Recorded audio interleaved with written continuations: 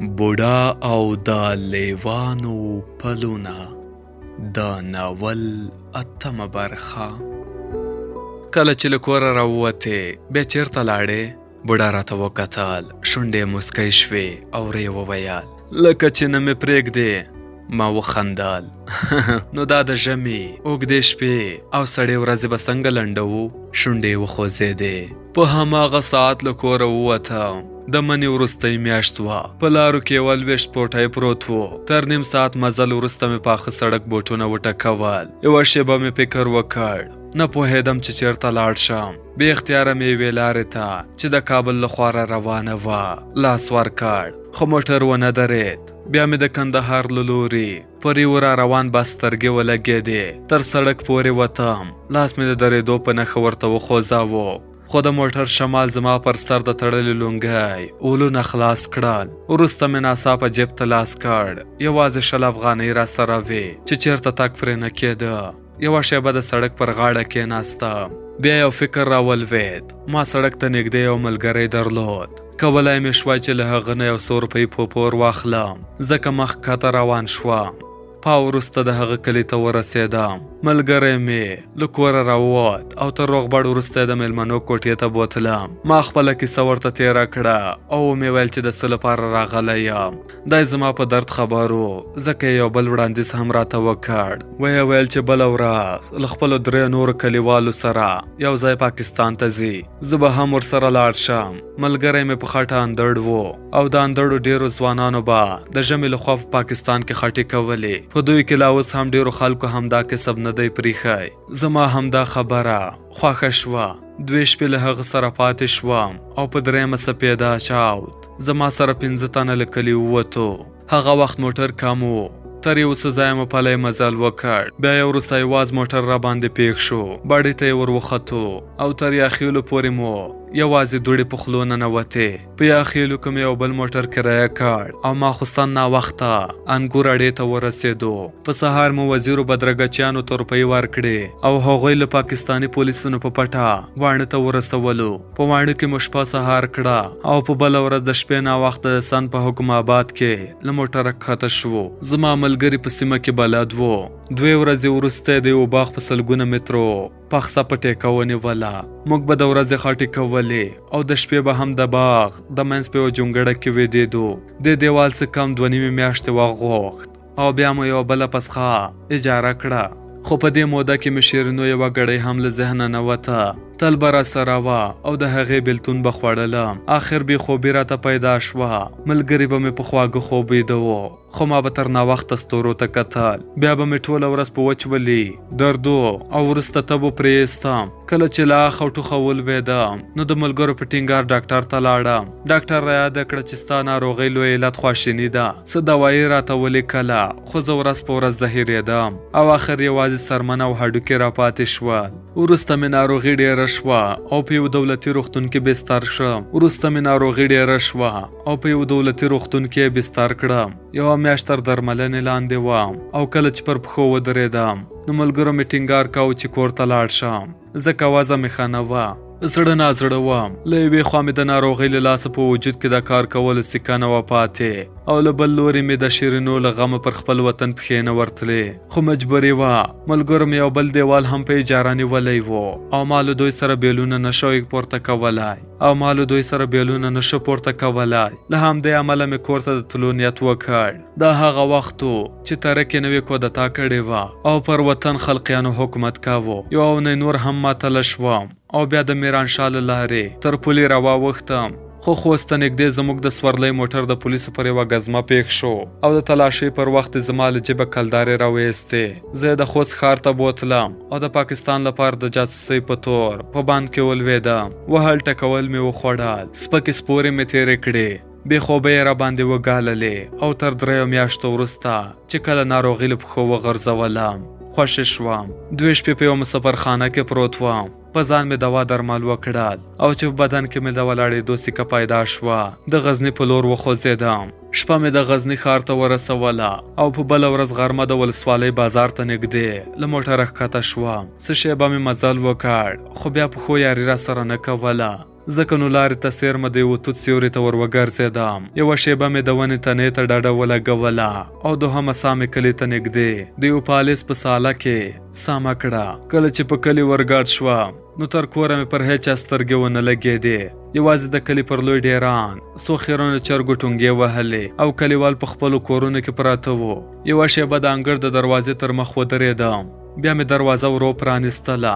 انګړ خړ پړ ښکارېده. د کوټو دیوالونو هېڅ سوری نه درلود او ساته نږدې د ولاړو اوبو پر کوچني ډانډ څو سرې بمبرې یعنې غومبسې راټولې وې. د زړه په زور مې څو ګامونه واخیستل. د دالان دروازې ته مې لاس ور وغځاوه. دروازه په غونجا خلاصه شوه او ورسره مې د میرې ورخطا غږ واورېد. څوک یې؟ ورو مې وویل زه یم مالک. ناڅاپه د پیالو کړنګ شو داسې لکه د چا چې پښه ورسره ولګېږي. بیا د کوټې دړه په شدت خلاصه شوه او میرې مې په خوبولو سترګو په ور کې ودرېده. یوه شیبه یې په ځیر ځیر راته وکتل. خوله یې وازه شوه. سترګو یې اوښکې ونیولې. شونډې یې وځړېدې. رامخته شوه او په ژړا یې زما پر ټټر سر ولګاوه. ښه شیبه یې وژړل او بیا په غریو کې وویل دا څه در باندې شوي دي؟ د هغې سر مې ورور له ټټره بیل کړ. وروسته په دالان کې کېناستو. میرې مې په ژړا کې پوښتنې رانه کولې. چیرته وې؟ نه خط نه احوال. ولې دومره خوار شوی یې؟ خو زه ستړی وم. هغې ته مې ټوله کیسه نه شوی تېرولی ځکه مې د اوبو غوښتنه ورنه وکړه. دا په منډه له دالانه ووته او ما هم د خپلې کوټې دروازه پرانیسته. پر ځمکه هماغه پخوانۍ خړه درۍ او یوه توشکه پرته وه. اوږد وغځېدم او بیا تېرو یادونو په مخه کړم.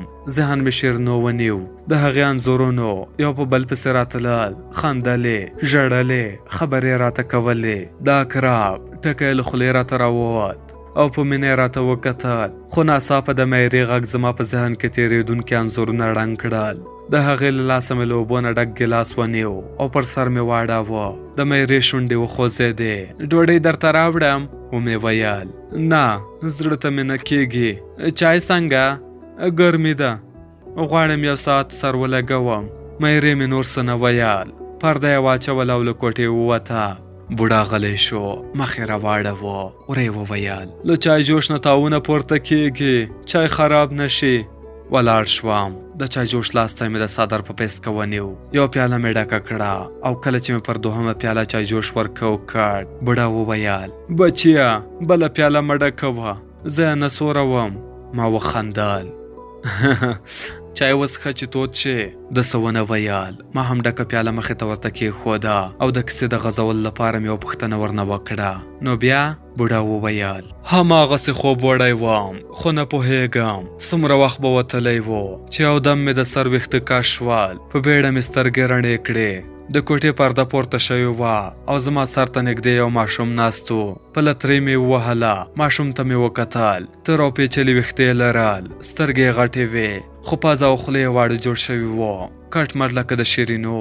یوه شیبه مې په ځیر ځیر ورته وکتل. له لندو ویښتو، تورو کړو سترګو او ستره جامو نه یې وپوهېدم چې لنډه شیبه مخکې تیار شوی او په لوی لاس کوټې ته راوستل شوی دی. ما لا ماشوم ته کتل چې د میرې غږ مې واورېد. نوم یې انور دی. دا نوم. ناڅاپه غلې شوه خو لنډه شیبه وروسته یې بېرته خپله خبره بشپړه کړه. دا نوم شیرینو خوښ کړی و. له دې سره په سونګیا د الو کوټې ووته. ماشوم ته مې وکتل. هغه د 8 میاشتو و خو تر خپل عمر پیاوړی ښکارېده. غوښن وجود یې درلود او له پوټو کې سپین رنګه و. یوه شیبه مې د هغه حرکات وڅارل. د خاپوړې کولې او په کوټه کې به کله یوې او بلې خواته ګړندی روان و. بیا مې د میرې په غوښتنه پر سر اوبه تېرې کړې. پاکې جامې مې واغوستې او کله چې بیرته کوټې ته راغلم انور زما پر توشک خوب وړی و. د هغه تر څنګ کېناستم. سترګې یې پټې وې او اوږده باڼې پر ملا کاږه ښکارېدل. یوه شیبه مې په ځیر ځیر ورته وکتل. خوږ راباندې ولګېد او د مینې وړ راته ښکاره شو. وروسته د انګړ دروازه وټکېده. څو تنه کلیوال زما پوښتنې ته راغلي وو. له هغوی سره د کور پر چوتره کېناستم. بیا مې شین چای د ګوړې له څو چکیو سره یو ځای ورته راوړ.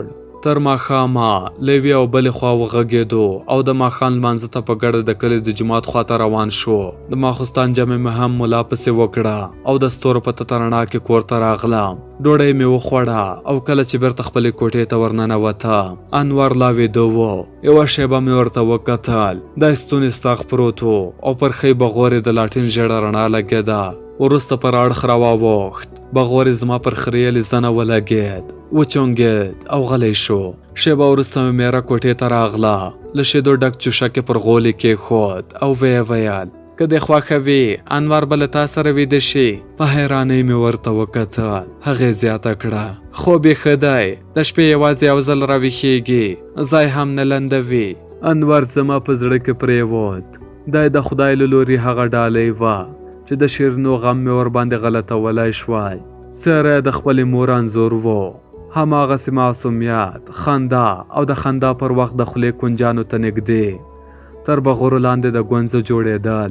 یو ځل مې بیا ژوند ته تمه پیدا شوه او په زړه کې راوګرځېدل چې د خدای خوښي ته غاړه کېږدم، ځکه د هغه رضا تر هغه څه غوره ده چې موږ په خپله د ځانونو لپاره غواړو. انور زما په خوار وجود کې وینه وغوړوله، رنګ مې راوګرځېد، ناروغي ته مې ماته ورکړه او بیا مې بیلچې ته لاس ور وغځاوه. دهقاني مې ونیوله، کاریزونو ته ورښکته شوم او د بدن بوټۍ مې د پخوا غوندې پیچلې شوې. شیرینو زما خندا ورسره یوړه، خو د انور پر راتګ مې شونډې بېرته له مسکا سره روږدې شوې. د هغه لومړنۍ خندا وخندولم، خو کله چې په اول ځل له کوچنیو شونډو نه د ابا ټکی راووت نو له خندا سره مې اوښکې هم ملګرې شوې. نور مې ځان یوازینی احساساوه او په زړه کې راتېره شوه چې ژوند په ژوند کولو ارزي. د بوډا غږ د کلي د ملا په اذان غلی شو، سر یې پورته کړ، ما ته یې وکتل او ویې ویل زه به اودس تازه کم. ما هم له اوبو نه ډکه بدنۍ ورته کېښوده، پتنوس مې راواخیست او د میلمنو له کوټې نه راووتم.